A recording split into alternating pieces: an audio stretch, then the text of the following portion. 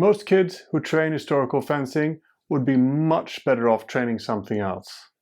Today I'm going to tell you why that is and how we can change it. And you shall find me a grave man. You ready, gentlemen?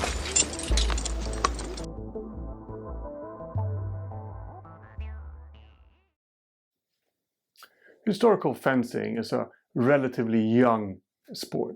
We've been doing this for maybe 2 or 3 decades, some even 4 perhaps. But it's a young sport, and we've spent this time researching, finding wonderful sources, understanding what they mean, and trying to come up with ways of training together. We've created new equipment, and we've come really a long way in many regards. But we haven't really been up to par in some aspects, because most of the people who are doing historical fencing are amateurs.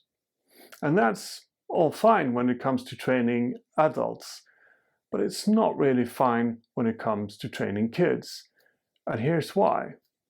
Most of the kids that are training with you will not become historical fencers. They will move on to some other sport. They will go train football or rugby or tennis or ride horses or whatever they feel is more interesting to them, and maybe they'll even move on from that and try something else. A lot of kids do different sports, and that's not only fine, it's actually pretty good that they find their path in life. But at the same time, they are in a period in their life when there are unique opportunities to train certain aspects of their body. As kids go through puberty, they're hit with this enormous wave of hormones, and their bodies grow, their bones grow, their muscles grow, their mind change, and all of these different things, their emotions change as well. All of these things happen in a period of time which is pre-puberty and during puberty and post-puberty. And they'll never get that opportunity again. So, do you know as an instructor what you should be focusing on in the different periods of puberty? Do you know how to read a student and understand which phase they're in? Because you can't really just use age groups, can you? There's a huge difference between 2 11-year-olds, for example.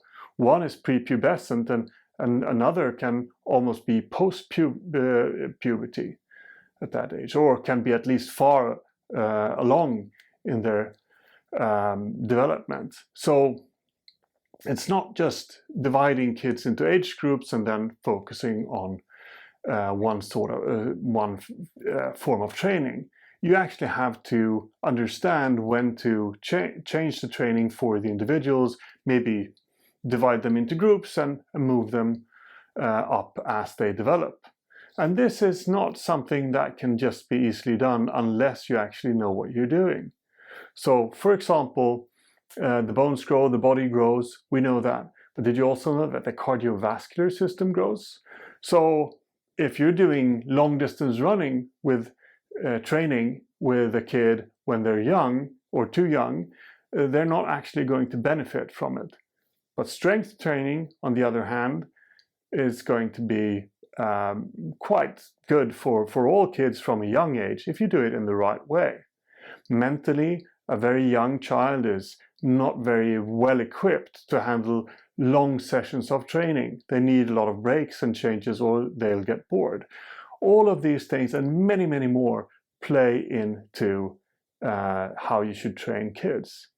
And if you're missing those opportunities, if you're training them in a way that is not the best way of training them, that's really on you. And you're squandering the perfect opportunity, the once in a lifetime, literally the once in a lifetime opportunity to develop that much as you can. And that's going to follow them for the rest of their lives. They're not going to get a second chance at puberty. That's their chance. And as they're moving on then to some other sport, they're not going to be as well equipped for that sport, or just, physically and mentally for the rest of their lives. So you have that responsibility. And if you do not know how to read these signs, to do certain tests perhaps, and how to plan the training for your students, you are squandering their opportunity to develop themselves to the fullest extent. And naturally then, those kids would be much better off training some other sport. Did you like that video? I hope that you did, and if so, make sure to subscribe to the channel and hit that notification bell. We also have a Patreon where you can support us and a Facebook page where you can take part in discussions. That's it for now. Take care and fence well.